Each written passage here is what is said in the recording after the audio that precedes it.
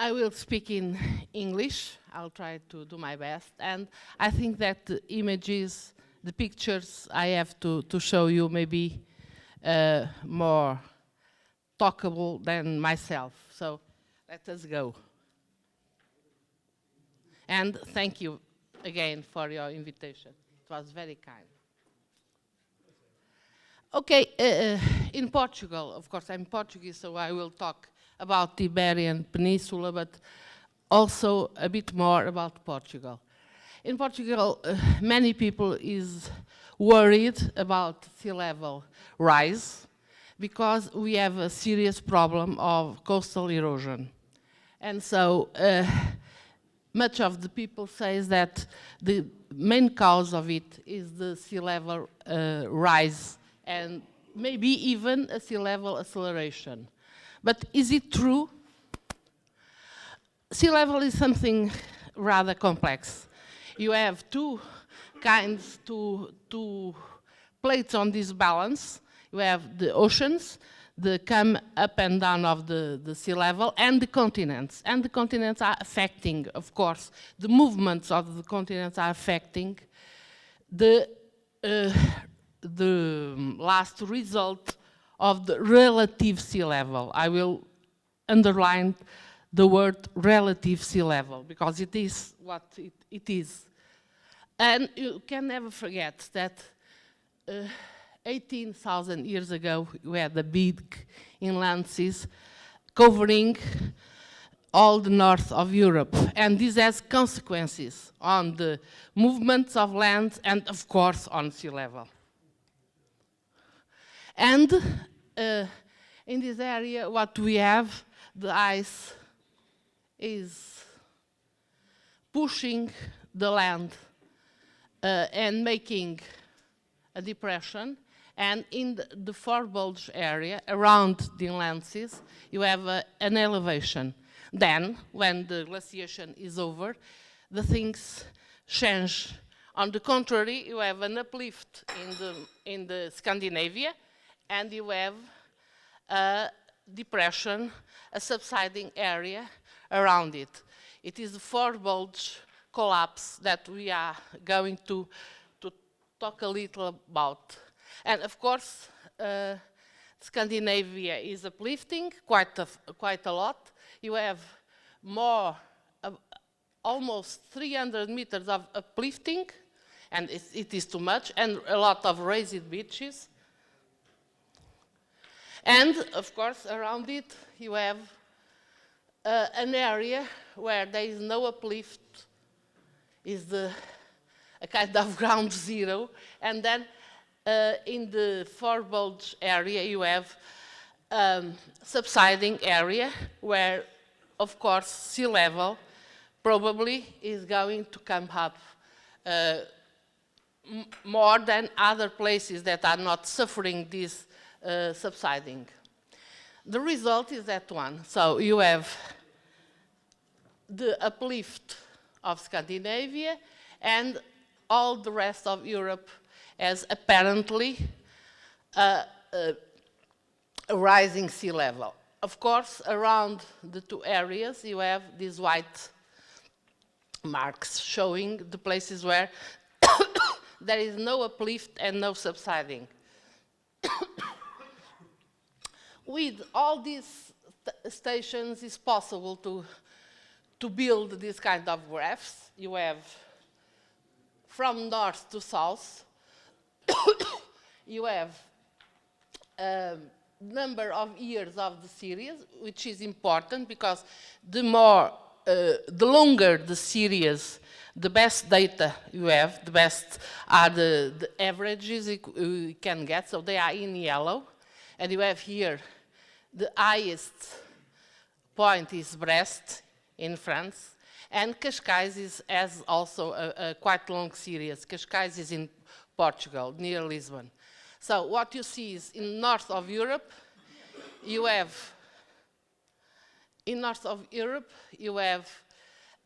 areas where the sea level is going down, and about here the sea level is more or less zero, and then sea level is rising in the rest of Europe. You have a more simplified curve here that says more or less the same thing. It was expected that after this forebulge, the sea level was more or less around 0 or 1 millimeter, but no. The truth is that at the Iberian Peninsula, and I show you the place of Coruña, is the beginning of Iberian Peninsula, you have a lot of ups and downs in the curve. So we can guess there are more reasons for this, and I think that they are tectonic reasons, because Iberian Peninsula is an area with some strong alpine cordilleras in the north and the south. So recent tectonic movements. So this is a kind of abstract of what I told before. In the Iberian Peninsula, I think that is important to underline these tectonic active areas in the Pyrenees and the Baetic Cordillera. Okay, we can to make some conclusions about it. You can see that there are places in the internet you can find with the GPS data, very recent GPS data, for the coastal stations in Europe. You can see the Google Earth map with that. And with this data, I did this graph, and you see more or less what we expect. It means in the northern Europe, you have the land uplifting. You have here... Microphone, please. Yeah. You have here a lot of stations where the sea level is rising.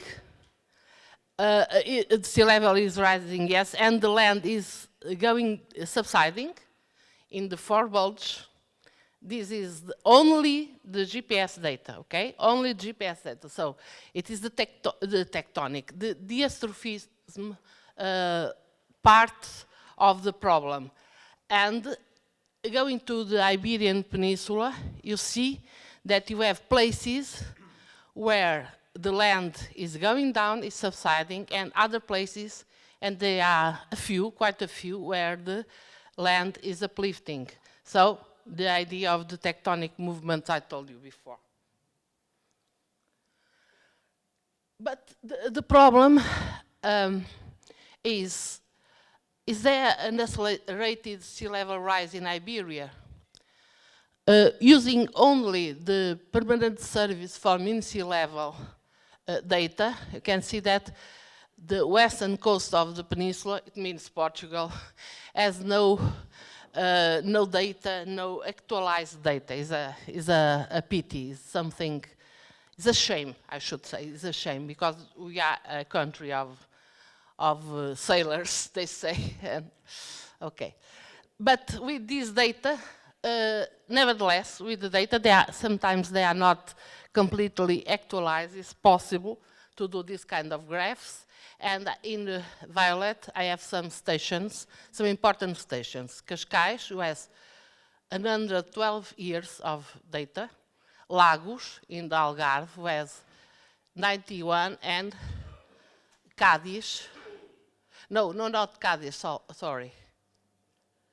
Bonanza, more than 100 years. And you can see something interesting. The places where the sea level rise is more important, it can reach 12 millimeters per year, are places where the series is very, very short, 5 years. So this means nothing.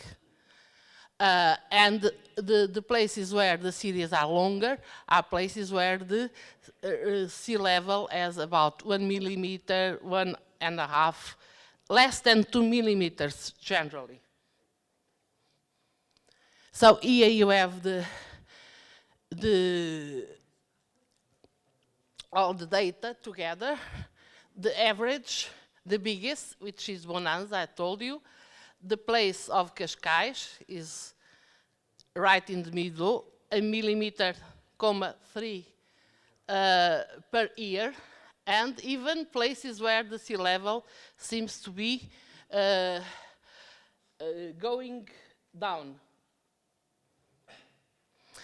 Can do a study like this and understand that the stations where you have bigger sea level rises are the stations with very small series, and the other ones have decent sea level rises.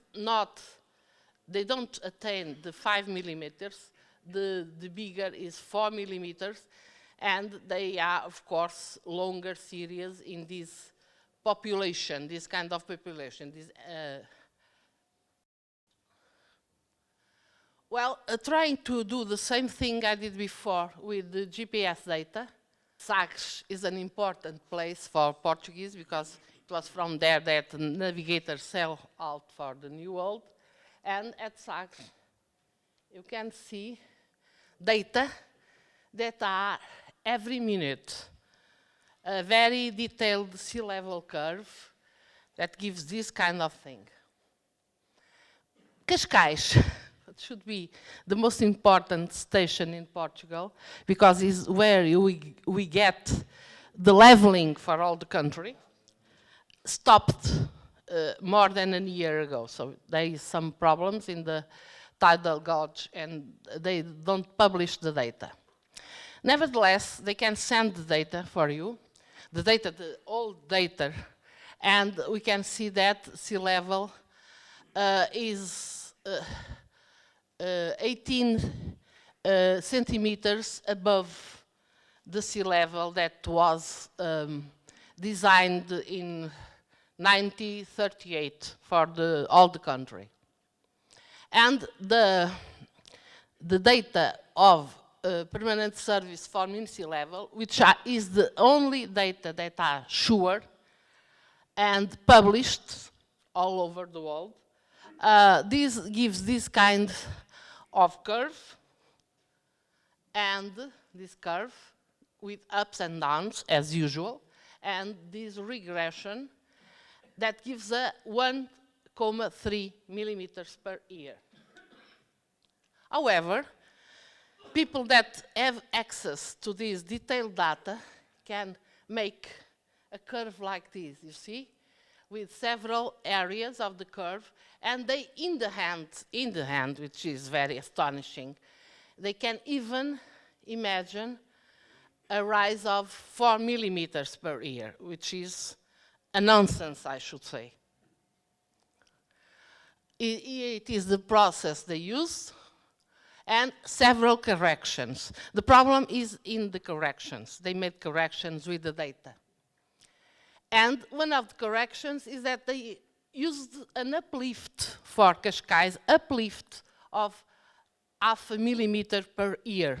So if the land is uplifting, of course, sea level is going up more than the numbers, the real numbers. Is that true? I should say no. Looking to the GPS data, we can see that Cascais is not uplifting, not at all. If there is something going down and not uplifting. So the subsiding situation of Cascais, even if it is not very strong, it is very low, the trend, but even that doesn't work for making a bigger sea level rise. And I must say that most of the stations in the Portugal, at least, and the ones I saw in the Iberia, most of them, like Lagos in the Algarve, they have a subsiding trend. So the sea level curves we see, they are exaggerated because the land is downlifting. Of course, they have now this absolute sea level data, and what we can see is not to be afraid of. Here is about 0, here at Ceuta is about 0, and you have some situations about 1 millimeter. The maximum is 4 millimeters here at Cádiz. These are the absolute sea level data for the Iberian Peninsula. So, is more or less the conclusions I tried to show you. And I think that coastal erosion has very little to do with this. Probably sea level rise as a primary factor for coastal erosion is simply a false question. I will explain it, try to mix everything together in a place I know. And the coastline, 15 kilometers to the south of Porto, we have Espinho, which is a small city, and where you have soft sediments. In the north of Espinho, you have bedrock, strong bedrock, granites and metamorphic rocks. But after Espinho, what you have, Espinho is there, you have beach sands and dunes. So not very hard for the sea to cut. Espinho is probably the worst place in Portugal for seeing coastal erosion. They made a rampart that was destroyed 2 years ago. And of course, the city was quite different from the first sites of it. It has more than 200 meters of retreat coastline. The problem was so big that they decided to build these big groins with more than 300 meters encircling Espinho. And now Espinho seems more or less protected. But what happens to the south is a problem. Here you see Espinho, and then you see all the beaches to the south. They are suffering a severe erosion. Looking to these different maps, this map was from 1978, and this one 1995. So after they made this, everything was transformed, and all the coastline is very irregular with a lot of groins. Here you have an important place, Esmoriz Lagoon. Okay, the smoking gun, I think there's no doubt about the smoking gun. Another place where the erosion, coastal erosion is spectacular is São Pedro de Maceda Beach. And here you have several positions took from Google Earth Maps. In 2003, the top of the cliff was here, and now the top of the cliff is here.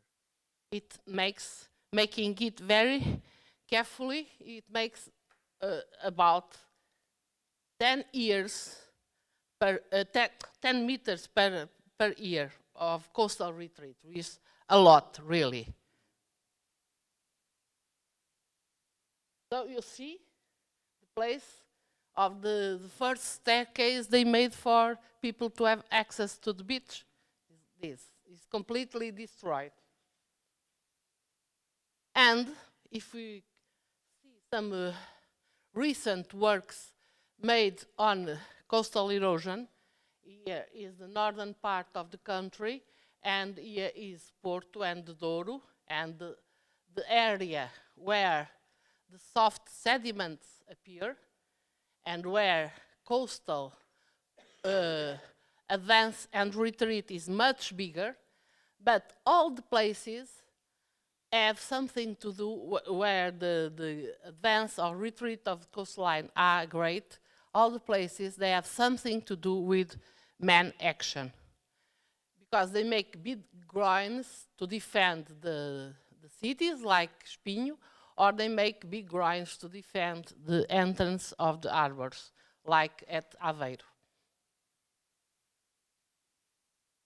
Another problem, which is very important, is that they make dams around the rivers. They use a lot of hydroelectricity. And so the dams retain the sediments.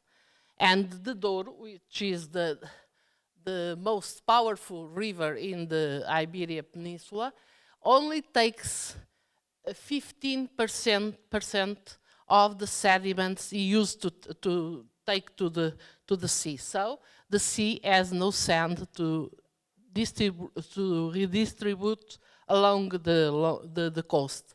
And this is, the beaches are dying because of lack of sediments. Another thing that I think it can help to understand what is happening at Espinho is that there are evidences that the sediments here in this area, Porto is here, north of Porto, they are going down, they are balanced to the south, and here there is a different trend. They seem to be balanced to the north. So you have a depot center here, just the place where you have big erosion at Espinho and also a lagoon. So something that tells us that the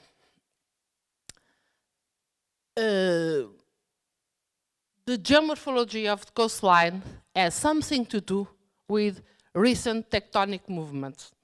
At least this is what I believe. I deeply believe that. So you can never forget that the erosion at Espinho, it begins after the end of the Little Ice Age. This is an important question.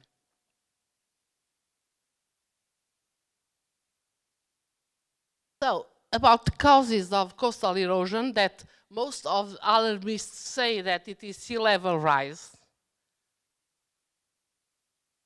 They say it is sea level rise mostly, and it's impossible to stop it unless we stop using CO2, of course. Geosurfism can have some influence. Lack of sediments, I think, is very important. And human constructions. On this soft sediment area of Portugal, I think, is really the most important issue. Thinking on the global level, you can see that the absolute rise of sea level is not so terrible as they used to say, because they talk about 4 millimeters, 3 millimeters, 14 centimeters in the end of this century. It's not true. Simply is not true. Everyone that has access to these sites on the internet, they are not skeptical sites. They are official sites. Everyone can see that you have here places where the sea level, the absolute sea level, is more or less zero. And you have, of course, here a big one, probably is Cadiz, and some other big ones, but nothing of the kind they tell us, and they try to alarm us and make us fear the invasion of Cologne. I know the cathedral, and this picture was very interesting for me to see the cathedral drowned in the water. Rising, how much? How much is it rising? 1 millimeter, between 1 millimeter, 2 millimeters, or less. It depends on tectonic situation. And so I think that this old picture from Professor Morner is very important to understand that the end of the Little Ice Age lead us to a lower sea level about 1830 or something, in the Dalton minimum. And then you have a rise of sea level. But you must read the scale here. And the scale tells us that in more than 100 years, sea level rose 12 centimeters, which is in accord with all the data we found in these sophisticated and new sites. So I think that this is some picture you must keep in mind to try to fight against the alarmism on sea level rise. And thanks for your attention.